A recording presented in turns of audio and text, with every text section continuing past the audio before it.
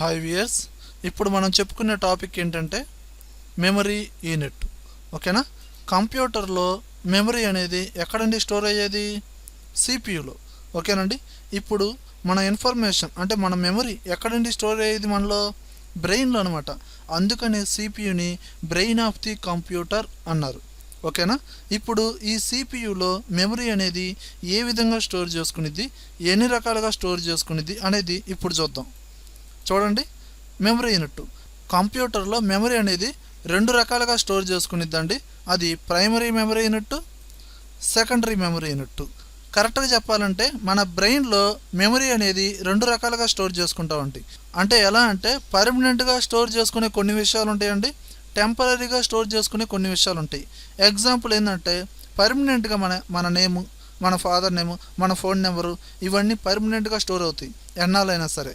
అదే నేను 10th class exam రాసేటప్పుడు హాల్ టికెట్ నెంబరు అప్పుడు స్టోర్ అయింది, అంటే అప్పుడు నోటెడే. కానీ ఇప్పుడు చెప్పమంటే చెబుతామా? చెప్పలేం. ఓకేనా? అంటే ఇలాంటివన్నీ ఈజీగా మర్చిపోతూ ఉంటామండి, అంటే కొన్ని సంవత్సరాలు గడిచిన తర్వాత.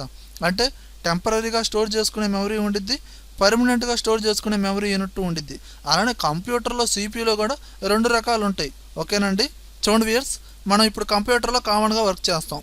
వర్క్ చేసేటప్పుడు వితౌట్ సేవింగ్, ఎప్పుడైతే సేవ్ చేయకుండా వర్క్ చేస్తామో, అంటే ఎప్పుడైతే నువ్వు కామన్గానే మనం సేవ్ చేయకుండానే వర్క్ చేస్తూ ఉంటాం, కంప్లీట్ అయిన తర్వాత సేవ్ చేస్తాం. అంటే మనం టైప్ చేసేటప్పుడు ఆ ఇన్ఫర్మేషన్ అనేది ఎందులో స్టోర్ అవుతుందంటే ర్యామ్లో స్టోర్ అవుతుంది. ఓకేనండి. అంటే సేవ్ చేయకుండా వర్క్ చేస్తావు కదా, ఆ డేటా అంతా ఎందులో స్టోర్ అవుతుందండి? ర్యామ్లో. RAM means random access memory. ఓకేనండి.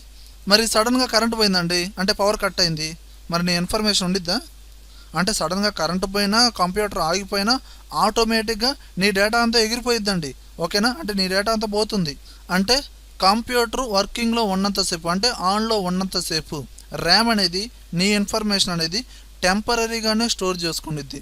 అందుకని ప్రైమరీ మెమరీ యూనిట్ని టెంపరీ మెమరీ యూనిట్ అంటారు. ఓకేనండి. అంటే నువ్వు సేవ్ చేయకుండా వర్క్ చేసే డేటా అంతా ర్యామ్లో స్టోర్ అవుతుంది. ఎప్పుడైతే నువ్వు సేవ్ చేస్తావో అది ఆటోమేటిక్గా ర్యామ్ నుంచి హార్డ్ డిస్క్కి షిఫ్ట్ అవుతుంది. ఓకేనండి. అందుకనే హార్డ్ డిస్క్ని పర్మనెంట్ మెమరీ యూనిట్ అంటారు. ఎందుకంటే నువ్వు సేవ్ చేసావంటే ఒక నేమ్ ఇచ్చే కదండి సేవ్ చేస్తావు. అది కరెంటు ఉన్నా లేకపోయినా 2 years తర్వాత వచ్చిన ఆ నేమ్తో నీ డేటా అనేది ఉంటుందండి.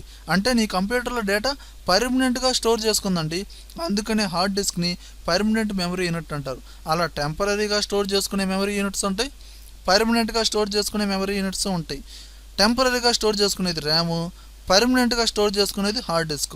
అందుకనే కంప్యూటర్ కొనుక్కునేటప్పుడు ర్యామ్ ఎంత కావాలి, హార్డ్ డిస్క్ ఎంత కావాలి అని కామన్గా అడుగుతారండి. కానీ మనకి కంప్యూటర్లో ఎక్కువ శాతం పర్మనెంట్గానే కదండి స్టోర్ చేసుకోవాలి.